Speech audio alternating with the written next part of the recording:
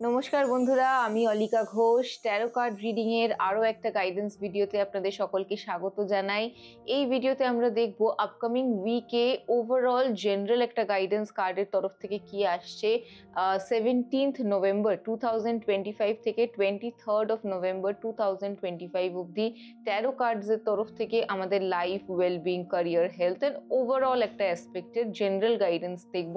তো যেহেতু এটা জেনারেল গাইডেন্স, সেক্ষেত্রে যতটা আপনি রিলেট করতে পারছেন, ইনটুইটিভলি কানেক্ট করতে পারছেন আপনার জন্য, ততটা পিক করবেন, ততটা গাইডেন্স হিসেবে রিসিভ করবেন অ্যান্ড লিভ দ্য রেস্ট।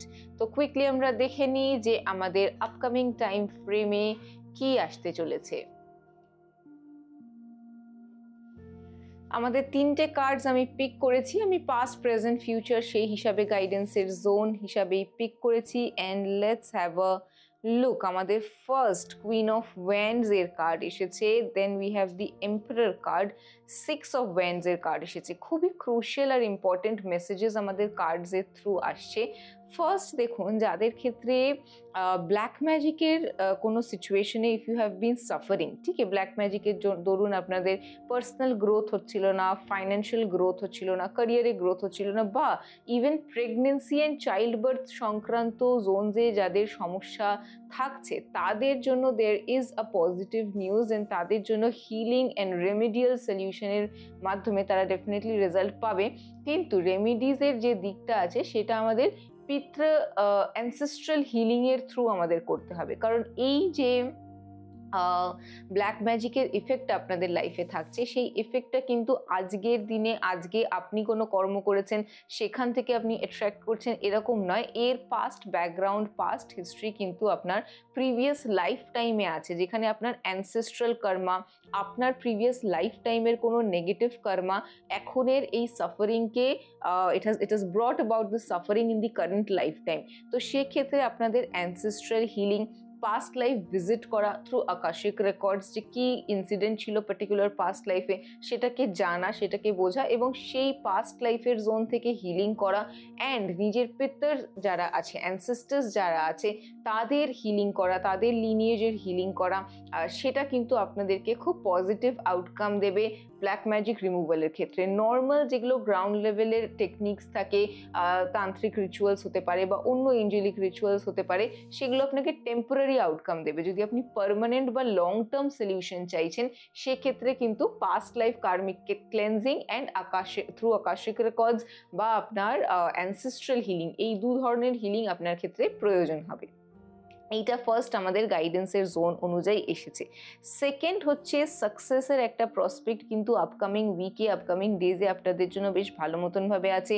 যদি অনেকের ক্ষেত্রেই কনফিউশন থেকে থাকে, মাইন্ড ভীষণভাবে ক্লাটার্ড থাকে, অশান্ত থাকে, ডিস্টার্ব থাকে, বা কোনো কাজের ক্ষেত্রে অশান্তি চলছে ভীষণভাবে, ঠিক মতন করে সাকসেস পাচ্ছেন না, অনেকজনের ওপিনিয়ন্স মাঝখানে চলে আসছেন, you are not really able to exert your area of control, you are not able to exert your authority and your persona or your aura had been demeaned for a certain period of time. তো সেক্ষেত্রে upcoming উইকে কিন্তু আপনাদের ক্ষেত্রে নিজের personality, নিজের Arik এনার্জিকে positive একটা boost up provide করার জন্য খুব ভালো একটা সময়, এবং কাজের জায়গায় কর্মসূত্রে কিন্তু সাকসেসের জায়গা ভালো মতনভাবে আছে। স্পেসিফিক্যালি গ্রুপ টাস্কের মধ্যেও আপনার পার্সোনাল লিডারশিপ স্কিলস, আপনার ইমপ্লিমেন্টেশন স্কিলস, আপনার পার্সোনাল ট্যালেন্টের একটা ভালো পরিচয় পাওয়া এবং আপনার গুণে সাকসেস আসার চান্সেস কিন্তু খুব ভালো মতনভাবে স্ট্রংভাবে আছে। আর একটা জিনিস যেটা খেয়াল রাখতে হবে,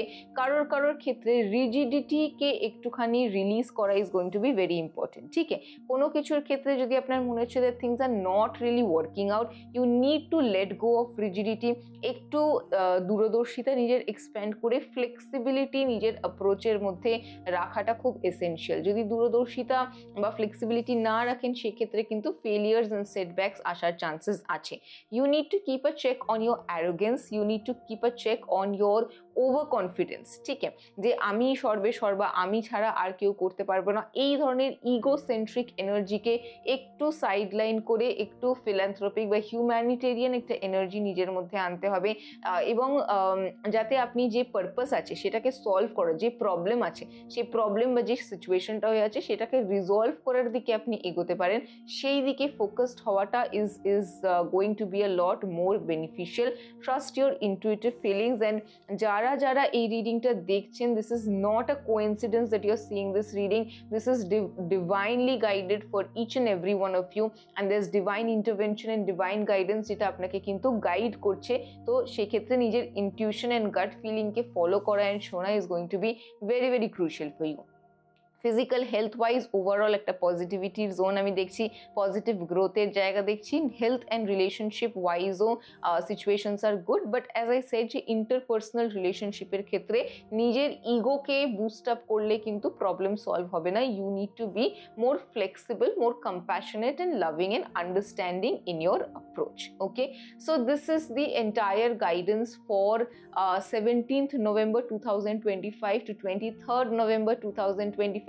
যদি তার মধ্যে এই ভিডিওটা আপনার কাছে পৌঁছাচ্ছেন, if you relate to the video, please কমেন্টে আমাকে জানাবেন যে রিডিং এর কোন অ্যাসপেক্টের সাথে আপনারা রিলেট করতে পেরেছেন, এবং নিজের ফ্রেন্ডস অ্যান্ড ফ্যামিলি মেম্বার্সদের সাথে অবশ্যই ভিডিওটা শেয়ার করে দেবেন। Thank you so much.